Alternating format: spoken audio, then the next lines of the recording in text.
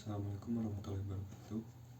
Perkenalkan, nama saya Taufik Sofi Hamdani dengan NPM 207002050 dari kelas A, jurusan Teknik Elektro. Pada video kali ini saya akan menjelaskan mengenai saklar pemisah, di mana video ini ditujukan untuk memenuhi tugas mata kuliah Teknik Tegangan Tinggi. Pada saklar pemisah atau biasa juga disebut dengan disconnection switch, yaitu suatu alat atau komponen yang berada pada gardu induk yang berfungsi sebagai saklar untuk memisahkan rangkaian listrik pada kondisi bertegangan dan tidak bertegangan tanpa adanya arus beban. Di mana konstruksi dari saklar pemisah dibagi menjadi 3 bagian. Yang pertama adalah saklar pemisah vertikal, di mana saklar ini memiliki gerakan lengan secara vertikal. Pada konstruksinya, saklar ini memiliki pegas plat untuk menekan kontak yang bergerak dengan tekanan yang konstan. Saklar ini juga dilengkapi dengan kontak bantu untuk indikasi posisi kontak. Kemudian yang kedua adalah saklar pemisah lengan ganda, di mana pada saklar pemisah lengan ganda ini membutuhkan 2 buah isolator pendukung pada sistem 3, sedangkan pada sistem 3 fasa saklar ini membutuhkan 6 buah isolator. Berbeda dengan saklar jenis yang lain, di mana saklar jenis lain membutuhkan 9 buah jenis isolator. Pada konstruksi jenis ini, saklar pemisah lengan ganda tidak memerlukan pegas plat.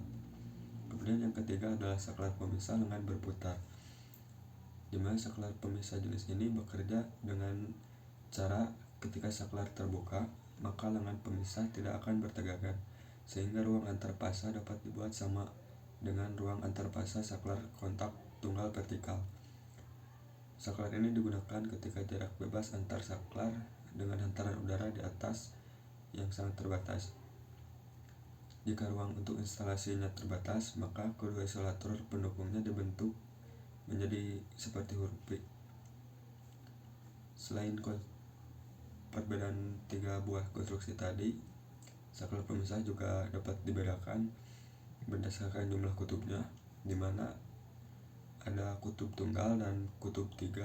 Kutub tunggal untuk 1 fasa dan kutub 3 untuk 3 fasa. Kemudian ada lokasi pemasangan, di mana ada pemasangan dalam dan pemasangan luar. Kemudian ada secara posisi peletakannya, di mana posisi peletakannya bisa horizontal, vertikal, ataupun terbalik.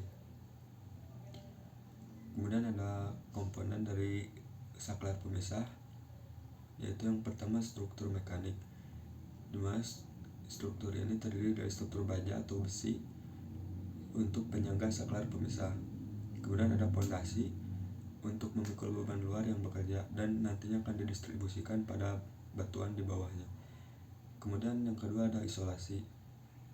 Isolasi berfungsi sebagai pemegang mekanis dan perlengkapan dan penghantar yang dipilih beda potensial.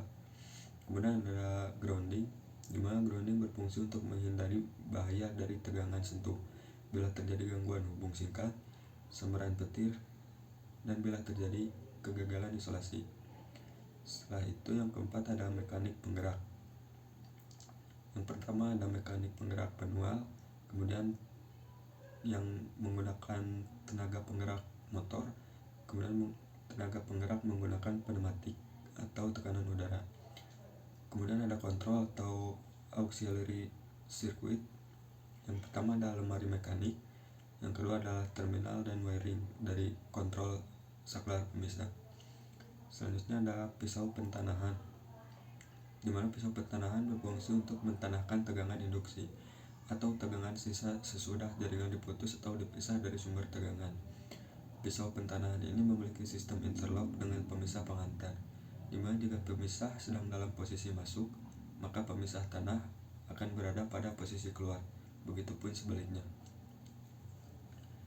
Setelah itu ada cara pemeliharaan dari saklar pemisah, terdiri dari 5 tahapan. Yang pertama adalah tahapan pengecekan kondisi fisik, di mana tahapan ini merupakan tahapan pemeliharaan dengan menggunakan panca indera, apa yang kita lihat yang dilakukan ketika peralatan masih bertegangan. Yang kedua ada pengukuran tahanan, di mana pengukuran tahanan kontak merupakan tahanan yang berada di antara dua konduktor yang saling berhubungan. Yang ketiga ada tahapan pengujian tahanan isolasi.